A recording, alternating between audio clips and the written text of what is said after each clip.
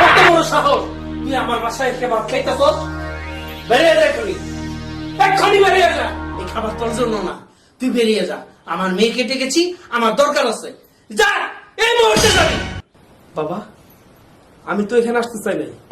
আপনি নাকি আপনার মেয়ের আসতে বলছেন, তার জন্য আমি আসছি। এই ফকিরের বাচ্চা, আমার মুখে মুখে তর্ক করছিস? আমি তোকে আসতে বলিনি, আমি আসতে বলেছি আমার মেয়েকে। আজকে আমার মেয়েকে আমি ডিভোর্স করাবো তোর সাথে। বাবা, আপনি এসব কি বলছেন? আপনার মেয়েকে তো আমি সামাজিক আইন মেনে বিয়ে করেছি। ভালো ভালোই বলছি, তুই কি এখান থেকে যাবি নাকি জুতো পিটে করে এখান থেকে বের করবো? বাবা, আপনি ঠিকই বলেছেন, এটা আপনার বাড়ি, আপনি চাইলে সবকিছু করতে পারেন।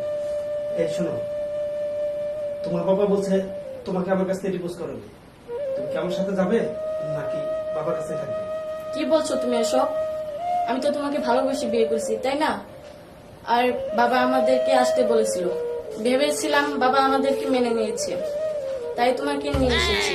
বাবা, তুমি ভাবলে কেমন করে যে আমি ওকে ছেড়ে দেব? কি বলছিস? এই ছোট লোক রিক্সাওয়ালাকে আমি মেনে নিব? কখনোই না। মানে তোরা দুটো বোন, আমার খুব আদরে। না না, আমি এটা মেনে নিতে পারছি না। তোকে আমি ভালো দেখে উচ্চ বংশে বিয়ে করাবো। তোর এখনো সময় আছে, এই ছেলেকে ছেড়ে দে, ডিভোর্স দে। বাবা, ও তো একটা শিক্ষিত ছেলে, তাই না?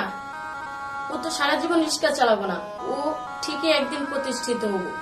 প্রতিষ্ঠিত প্রতিষ্ঠিত হয় এত সহজ না। অভাব যখন দরজায় এসে দাঁড়াবে, তখন ভালোবাসা জানান দিয়ে পালাবে। মারে, তোর এখনো বলছি, তুই আমার কথা শোন।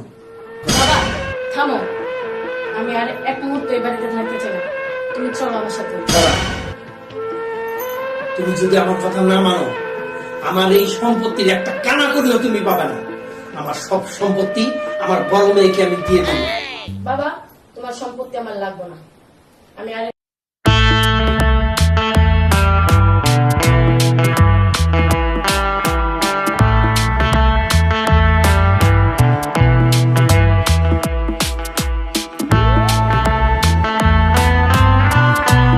জামাই বাবু, আমি তোমাদেরকে যে জন্য আসতে বলছি, কারণ আমার ছোট মেয়েরা যে কাজ করলো সেটা মাইনে নেওয়া হতো না।